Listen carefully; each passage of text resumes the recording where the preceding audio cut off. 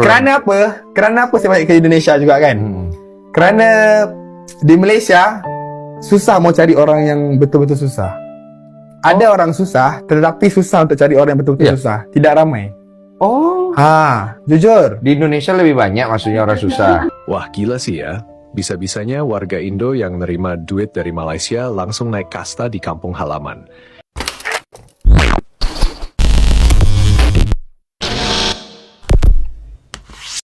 Hai, halo geng. Assalamualaikum warahmatullahi wabarakatuh.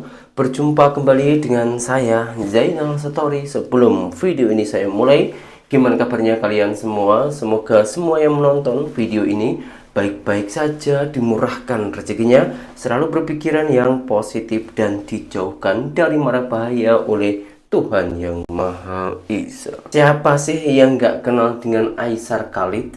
Seorang pemuda dari Malaysia berbolak-balik pergi ke Indonesia.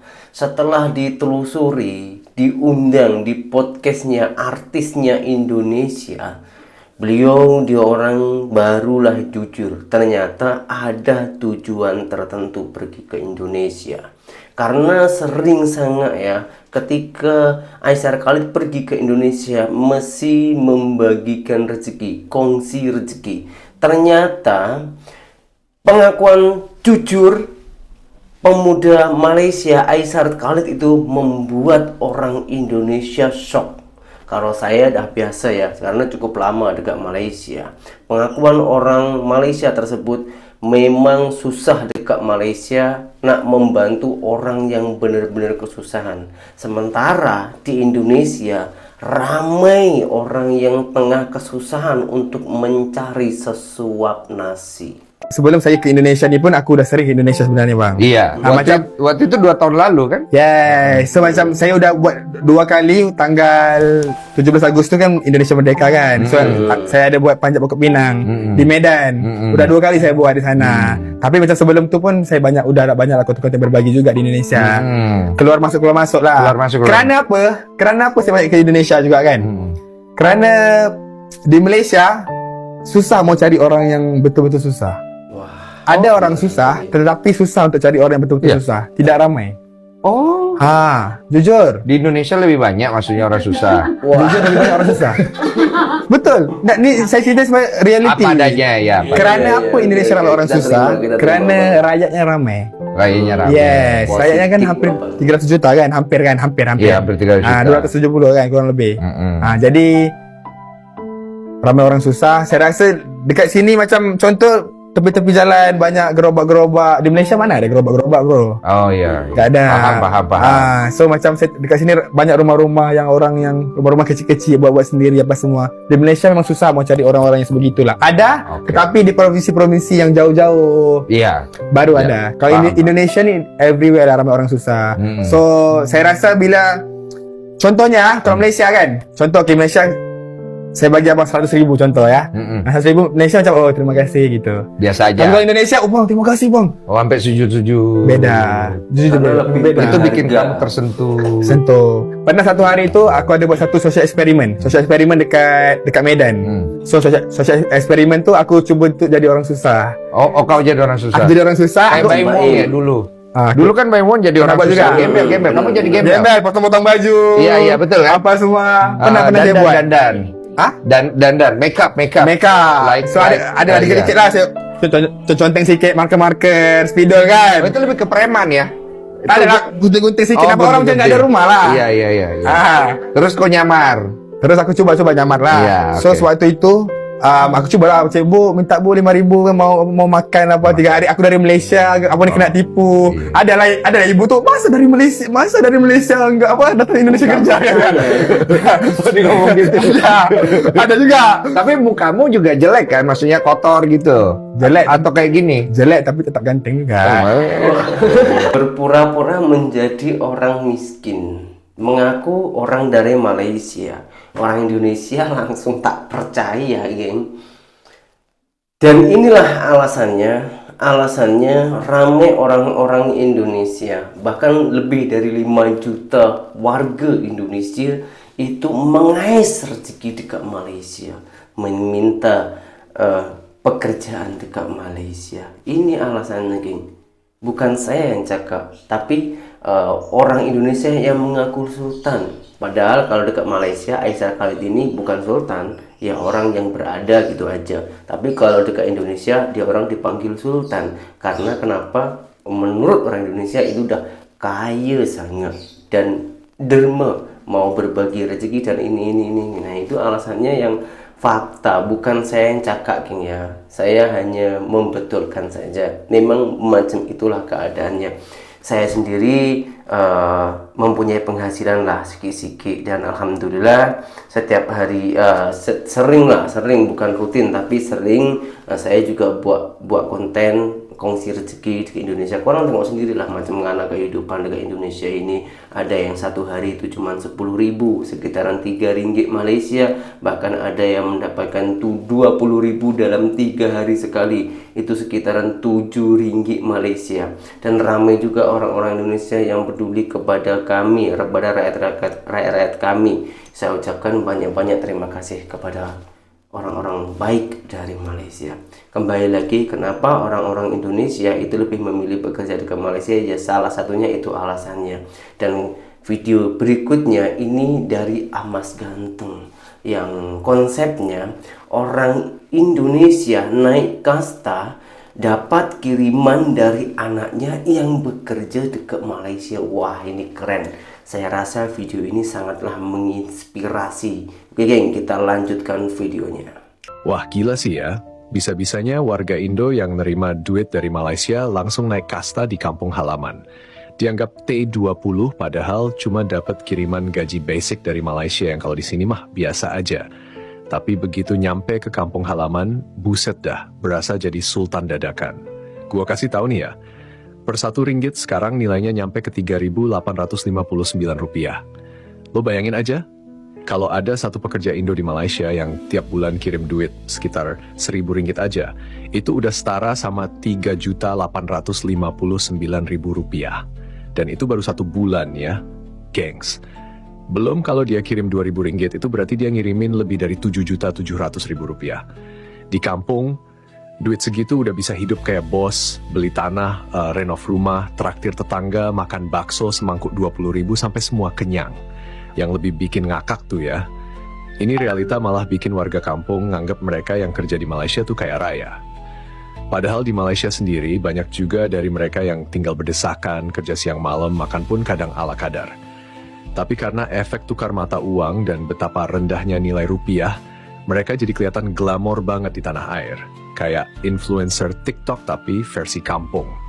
Ironisnya, pemerintah Indo diam aja, malah bangga seolah-olah tenaga kerja kita dihargai di luar negeri.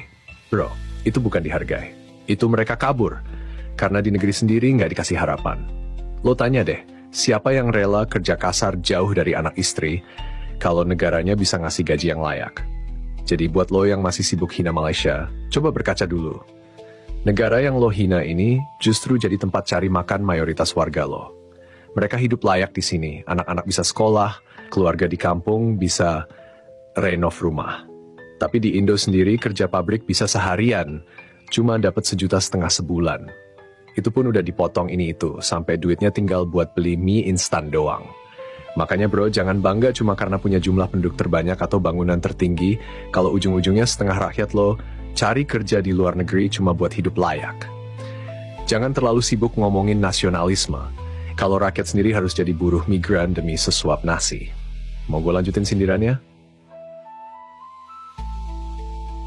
Oke bro, kita lanjut ya, karena sindiran ini baru masuk bab 1. Jadi gini, bayangin ada ibu-ibu di kampung Indo tiap bulan dapat kiriman duit dari anaknya yang kerja jadi pembantu di Malaysia. Kiriman 1.000 ringgit tiap bulan yang kalau dikonversi jadi lebih dari 3.800.000 rupiah. Di kampung, itu udah kayak dapat warisan mendadak. Langsung bisa beli ayam tiap hari, nggak perlu nunggu hari raya. Tetangga-tetangganya langsung ngomong, wah Bu Siti mah enak ya, anaknya kerja di luar negeri, dapat duit banyak, rumahnya diplester, ada kulkas 2 pintu. Padahal si anak di sini tiap hari bangun jam 5 pagi, nyapu, ngepel, masak buat majikan, tidur jam 12 malam.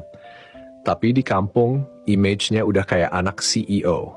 Kocaknya lagi, pas lebaran balik kampung, itu si anak buru-buru beli baju baru, sandal baru, biar nggak kelihatan capek dan dekil. Karena warga kampung pikir kerja di Malaysia tuh glamor. Padahal kadang tidur aja di dapur belakang, makan sisa majikan, terus dituduh pula ambil barang hilang. Tapi tetap, demi gengsi kampung halaman, mereka senyum di depan kamera. Lo pikir ironinya selesai di situ? Belum bro. Yang lebih ngenes tuh, warga Indo yang di Malaysia bisa beli motor second, bisa sewa bilik, bisa simpan duit. Sedangkan di Jakarta, ibu kota negara sendiri, anak-anak muda struggle nyewa kos yang sempit, bayar ojek tiap hari, kerja UMR 2 juta sekian, terus disuruh bangga jadi pejuang rupiah. Lah, yang jadi pejuang malah TKW dan TKI, bukan lu yang joget TikTok minta followers. Dan pemerintah Indo bukan introspeksi, malah bangga bisa kirim buruh ke luar negeri, terus pamer data remitansi. Remitansi kita tahun ini mencapai ratusan triliun rupiah. Ya ampun, kayak orang tua bangga anaknya disuruh numpang makan di rumah tetangga. Lo nggak malu, rakyat lo cari makan negeri orang, tapi lo tepuk tangan. Sementara itu Malaysia, ya mereka nyantai aja. Mereka buka peluang kerja, dapat tenaga kerja murah, industri jalan, ekonomi naik, bahkan rumah subsidi pun bisa ditempatin sama rakyat. Anak muda bisa beli kereta, gaji minimum jelas, perlindungan undang-undang pekerja ada. Gak sempurna sih, tapi setidaknya mereka bukan cuma sibuk jual mimpi. Jadi buat warga plus 62 yang masih sibuk hina Malaysia. Katanya nyuri budaya, katanya negeri kecik, katanya penjilat British. Coba pikir, lo malu gak sih yang lo hina itu malah jadi tempat lo cari nafkah? Nih fakta terakhir biar makin nyas. 1.000 ringgit itu di Malaysia mungkin cuma cukup buat bayar sewa rumah dan makan sebulan. Tapi di kampung Indo itu bisa buat hidup satu keluarga. Artinya apa? Artinya lo masih bergantung sama negara yang lo ejek-ejek tiap hari. Gimana bro, lanjut bab 3. Oke bro, bab 3 nih. Sekarang kita bahas mentalitas. Lo tahu nggak yang paling tragis dari semua ini tuh bukan soal duit, tapi soal mental inferioritas yang dibungkus ego nasionalisme palsu. Di media sosial, warga plus 62 masih getol banget hina-hina Malaysia. Dari soal lagu kebangsaan lah, makanan lah, budaya lah, sampai hal receh kayak cara berpakaian. Tapi di sisi lain, ratusan ribu rakyat yang ngantri masuk Malaysia tiap tahun. Ironi bukan main. Sambil nge-tweet, Malaysia tuh negara kecil, miskin budaya, penjiplak. Tangan satunya nulis formulir agensi buat kerja kilang di Penang. Sambil bikin konten sindir, warga Malaysia sombong. Satu keluarga nunggu kiriman duit dari anaknya yang kerja jaga orang tua di Johor. Kayak, bro, hidup lo tuh bukan anime, jangan sok jadi karakter utama yang sombong. Padahal kenyataannya figuran dalam ekonomi negara lain. Kalau lo bener-bener superior, kenapa rakyat lo rebutan jadi satpam dan pembantu di negeri yang lo bilang lebih miskin? Logikanya tuh nggak nyambung. Dan yang bikin makin kesel, warga Indo yang udah kerja di Malaysia kadang malu ngaku kalau mereka kerja kasar. Di kampung bilangnya, saya kerja di bagian pengurusan domestik internasional. Padahal ngepel rumah majikan. Lah kenapa harus malu? Yang seharusnya malu tuh pejabat lo, bukan lo yang kerja halal cari makan. Terus, udah dapet duit banyak, dibeliin rumah buat emak di kampung, malah dijadiin bahan pamer. Tetangga langsung upload ke medsos. Lihat Bu Wati, anaknya kerja di luar negeri. Rumahnya udah 2 tingkat. Anaknya sukses. Padahal tuh anak tiap malam nangis sendiri, kangen keluarga, kerja 7 hari seminggu, dan tiap bulan cuma bisa video call 2 menit. Tapi ya, yang penting orang kampung nggak ngomongin lo miskin kan? Dan kalau ditanya kenapa nggak kerja aja di Indonesia? Jawabannya jelas, gaji nggak cukup buat hidup. Padahal negara lo punya tambang emas, tambang nikel, hutan sawit, minyak bumi. Tapi rakyatnya masih harus nyari kerja ke luar negeri. Bro, ini bukan negara berkembang. Ini negara diperkosa sumber dayanya, terus dijual sama elit. Rakyatnya disuruh sabar sambil dengerin pidato penuh janji manis tiap 5 tahun sekali. Sementara itu di Malaysia, pekerja asing dilindungi undang-undang. Ada potongan KWSP, SOXO, tempat tinggal disediakan, gaji dibayar ikut waktu. Dan kalau majikan culas, bisa lapor ke Jabatan Tenaga Kerja. Di Indo, gaji dipotong agensi, dokumen ribet, asuransi ngambang, nggak ada jaminan hukum. Dan lucunya lagi, warga Indo yang hina Malaysia paling keras tuh biasanya yang belum pernah keluar kampung, apalagi ke luar negeri. Cuma tahu Malaysia dari sinetron dan konten TikTok. Sementara yang udah pernah kerja di sana, mereka diam, kerja, simpan duit, dan pulang bawa hasil nyata. Bukan cuma ocehan nasionalisme kosong. So, siapa sebenarnya yang layak disindir? Yang kerja keras di negeri orang atau yang cuma bisa ngetik hinaan di internet sambil ngarep BLT dari pemerintah. Mau gue sikat lanjut bab 4, bagian paling pedas. Indonesia yang konon negara besar tapi takluk sama nilai tukar. Oke bro, siap-siap, kita masuk bab 4. Negara besar, mental kecil, takluk sama nilai tukar. Jadi ya, lo tau gak sih betapa ngenesnya realita ini? Negara lo tuh luas banget, pulau ribuan, sumber daya melimpah, penduduk ratusan juta. Tapi begitu ngadep ke ringgit Malaysia yang kecil itu, langsung gemetar. 1.000 ringgit bisa bikin satu keluarga di kampung hidup sebulan lebih. Itu bukan prestasi buat yang nerima, itu tamparan buat negara asalnya. Gue kasih ilustrasi ya.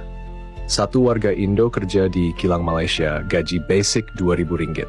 Dikirim ke kampung, jadi 7.700.000 rupiah. Dengan duit segitu, dia bisa renov dapur, beli beras sekampung, traktir satu RT makan ayam geprek 2 kali. Tapi di Jakarta, 2.000 ringgit cuma cukup buat bayar kos 2 kali, beli nasi padang seminggu, sisanya buat ongkos Transjakarta yang penuh desakan. Jadi pertanyaannya, negara mana yang sebenarnya menjamin kesejahteraan rakyat? Negara yang katanya besar dan kaya, atau negara yang diam-diam ngasih hidup lebih layak buat warga negara lain? Dan lo jangan lupa bro, pemerintah Indo tuh suka banget pamer. Kita negara G20, kita ekonomi terbesar di Asia Tenggara. Tapi giliran ada krisis, malah rakyat disuruh puasa, suruh tanam cabai sendiri, disuruh ikhlas demi pembangunan. Lah, pembangunan buat siapa? BUMN banyak yang rugi, jalan tol banyak yang kosong, tapi rakyat disuruh bayar mahal semua. Lo sadar nggak sih, lo hidup di negara yang rakyatnya disuruh mandiri, tapi elitnya hidup mewah pakai fasilitas negara. Rakyat disuruh sabar, tapi pejabatnya liburan ke luar negeri sambil bawa rombongan. Dan ironinya, duit yang mereka pakai berasal dari pajak rakyat kecil, termasuk TKI yang dikirim dari luar negeri. Nah ini dia, TKI dan TKW itu pahlawan devisa, tapi diperlakukan kayak mesin uang. Gaji mereka dipotong ini itu, dikirim pulang terus dipajakin lagi. Tapi pas mereka pulang kampung, gak ada jaminan sosial, gak ada dana pensiun, dan bahkan perlindungan pun gak layak. Satu-satunya yang mereka dapat, senyum palsu dan piagam dari kepala desa. Sementara di Malaysia, oke, mungkin bukan surga, tapi setidaknya lo bisa kerja dan simpan duit. Bahkan bisa beli rumah sekon tangan, bisa kredit motor, bisa nabung buat anak sekolah. Tapi lo tetap disindir sama netizen Indo yang sok nasionalis. Ngapain bangga kerja di negeri orang? Mending bangun negeri sendiri. Lah, negeri sendiri aja nggak bangun buat mereka, yang bangun malah utang luar negeri. Bro, kita udah sampai tahap di mana nilai tukar jadi simbol nilai nyawa rakyat. Ringgit dihargai, rupiah ditinggal, Malaysia dihina, tapi rakyatnya dilamar jadi menantu. Kerja di Malaysia dikata budak, tapi duitnya disambut kayak raja. Lo nggak capek hidup dalam ironi kayak begini? Mau gue lanjut lagi ke bab 5, tema kita, negeri penuh klaim, tapi isi dompet masih kiriman. Wah, ini dia bab 5 bro. Negeri penuh klaim, tapi isi dompet masih kiriman. Siapin mental, karena di sini kita buka semua kebodohan yang dibungkus bendera. Jadi begini, warga Indo itu paling jago klaim, segala budaya diklaim. Batik, punya kita. Rendang, punya kita. Wayang, asli Indonesia. Reok, jangan sentuh. Padahal mayoritas budaya yang mereka klaim itu udah menyebar dan hidup ribuan tahun di seluruh semenanjung, bahkan ke Kepulauan Melayu, dari Patani, Melaka, Riau, sampai Sabah. Tapi ya seperti biasa, kalau nggak bisa kaya, ya pura-pura kaya lewat sejarah. Yang lucu tuh gini, lo sibuk klaim budaya, tapi isi dapur lo dari duit orang Malaysia. Serius bro, tiap awal bulan adik kampung ngeliatin SMS dari Western Union sambil senyum-senyum. Alhamdulillah, duit dari Ujang udah masuk. Bisa beli beras, bisa bayar listrik. Tapi anaknya Ujang di Malaysia lagi keringetan angkat kotak di gudang logistik. Digaji minimum, kerja overtime sampai kaki bengkak. Dan warga Indo, bukannya bersyukur malah sibuk sindir negara tetangga. Malaysia itu cuma nebeng budaya kita, lagunya aja nyontek. Tapi tiap lebaran lo pasang lampu klip dari Tokopedia yang bahannya dari Cina, duitnya hasil kiriman dari Malaysia. Ironi nggak sih? Terus lo bilang Malaysia nggak punya identiti sendiri? Lah, mereka nggak sibuk rebutan identiti karena mereka lagi sibuk bangun MRT, RL, ECRL, Pan Borneo Highway. Dan lo masih debat soal siapa punya rendang paling ori. Bro, budaya itu bukan buat diklaim, tapi buat dijaga. Lo ribut klaim, tapi warisan budaya lo malah dikomersialisasi jadi konten YouTube buat AdSense. Dan satu hal yang paling parah, lo bangga jadi negara demokrasi, negara besar, punya laut, punya gunung. Tapi kenapa rakyat lo nggak bisa hidup dari tanah sendiri? Kenapa harus lari ke negeri orang? Karena di negeri sendiri nggak cukup buat makan, bro. Nah, ini fakta yang paling keras. Kalau lo beneran negara besar, lo nggak akan kirim jutaan rakyat lo ke luar negeri buat kerja kasar. Yang namanya negara besar tuh ngasih kehidupan layak di dalam negeri, bukan menjual murah warganya keluar. Gua kasih sindiran pamungkas ya. Malaysia itu nggak perlu debat di medsos buat buktiin mereka lebih maju. Karena rakyat lo sendiri yang datang cari kerja ke sana adalah testimoni nyata dari siapa yang lebih berhasil urus negara. Mau lanjut bab 6 nggak? Kita masuk ke ekonomi digital katanya maju, tapi wifi masih lemot dan duit dari luar negeri masih jadi nafas.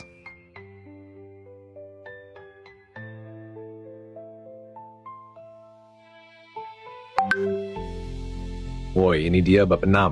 Ekonomi digital katanya maju, tapi wifi masih lemot dan duit dari luar negeri masih jadi nafas. Siapin kopi karena ini panjang, tajam, dan langsung nansep ke otak. Lo pasti sering lihat kan pemerintah nomor 2 gembar-gembor. Kita masuk era ekonomi digital, unicorn banyak, startup tumbuh. Indonesia masa depan Asia. Padahal di realita lapangan sinyal di pelosok masih naik turun, wifi kampus masih buffering pas lagi buka Google Drive, dan buat beli kuota aja masih minta ke emak, yang duitnya dari anaknya yang kerja di Johor Bahru. Bro, ekonomi digital apaan kalau sambungan internet lo masih disponsori kartu sakti isi ulang? Startup gede? Iya, tapi pegawainya banyak yang overwork, digaji kecil, terus kena PHK massal pas valuasi turun.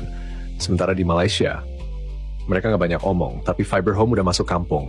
Anak-anak sekolah dapat laptop dari pemerintah. Internet laju, gak pakai lemot pas Zoom kelas daring.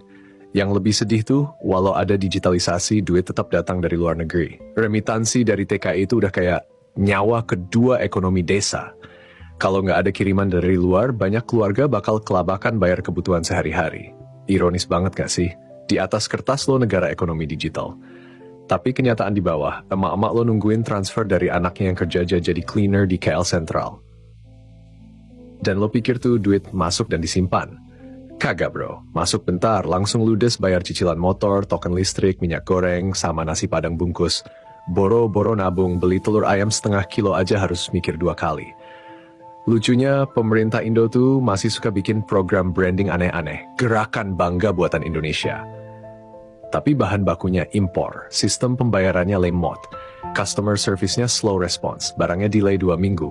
Dan akhirnya, pembeli pindah ke Shopee Malaysia karena pengiriman cuma 2 hari, murah dan bisa bayar pakai GrabPay. Lo lihat betapa absurdnya. Negara yang lo hina-hina itu malah jadi tempat lo berang, tempat lo kerja dan tempat lo ngambil nafas. Tapi ya warga Indo tetap ngegas di medsos. Malaysia tuh cuma nebeng kita, gak punya apa-apa. Padahal mereka yang sekarang nyetir mobil murah, makan murah, rumah ada air bersih dan tenaga medis gratis.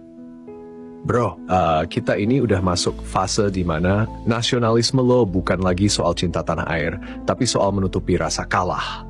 Lo kalah di ekonomi, kalah di infrastruktur, kalah di kualitas hidup, tapi lo kompensasi dengan bikin konten nyinyir. Dan terakhir ya, buat lo yang masih bilang gak semua orang Indo kayak gitu, gak adil disamaratakan. Oke bro, tapi selama lo diem lihat yang bego makin berani nyinyir, selama lo ikut-ikutan bangga atas klaim palsu, lo bagian dari masalah juga. Macam mana geng dengan pengakuan-pengakuan tersebut? Apakah orang masih tak terima dengan fakta di lapangan? Apakah orang lebih sadar diri lalu berjuang untuk maju ke depan untuk membangun ekonomi di negara kita? Kalau kita memang benar-benar dah susah nyari kerja di negara kita sendiri, apa boleh buat? Mesti kita bertujuan ke luar negara untuk membangun ekonomi di negara saya sendiri. Contoh macam saya sendiri, saya bukan orang kaya, bisa dikatakan saya di bawahnya miskin geng, tak punya apa-apa, makan pun dulu time saya kecil geng ya, mohon maaf ini bukan aib tapi saya hanya bercerita sekejap aja. Sebelum saya bekerja ke Malaysia, saya masih sekolah darjah SD ya, itu baru tahun berapa sih, belum lama-lama sangat lah, umur saya juga baru berapa, saya masih makan nasi kulit jagung, bukan jagung, bukan beras geng. Jadi jagung itu yang kuning-kuning itu digiling, lepas itu kan ada kulitnya jagung, bukan yang kulit di luar tuh bukan, tapi kulitnya yang di dalamnya itu kan dikupas-kupas gitu kan, entah dibuat apa lah. Kulitnya itu sama mak saya dicampur dengan singkong diparut, geng. Dihancurkan, dicampur, lepas direbus, makan itu setiap hari. Kalau tak silap sampai 2 tahun saya makan itu, geng. Makan itu selama 2 tahun. Makan kulit jagung campur ubi direbus sama garam. Kalau tem ada rezeki campurin ikan masin, nah lauknya itu pun sudah bahagia. Tapi saya di saat itu tak merasakan kemiskinan. Karena kenapa ya? Karena memang kebiasaan setiap hari macam itu. Nah, alhamdulillah berkah kerja dekat Malaysia, saya boleh beli beras setiap hari, boleh bantu orang lain, boleh bantu orang tua saya sendiri. Alhamdulillah semuanya itu berkah kerja dekat Malaysia. Jadi orang jangan berpikiran yang negatif tentang Malaysia, yang sebetulnya Malaysia dan orang-orang Malaysia itu cukup berjasa bagi orang-orang kita yang sadar diri, ya.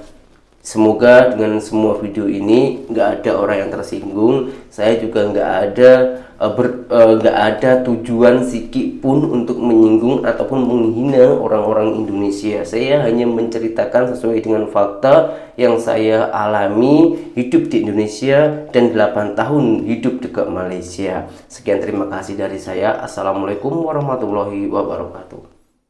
Bye bye.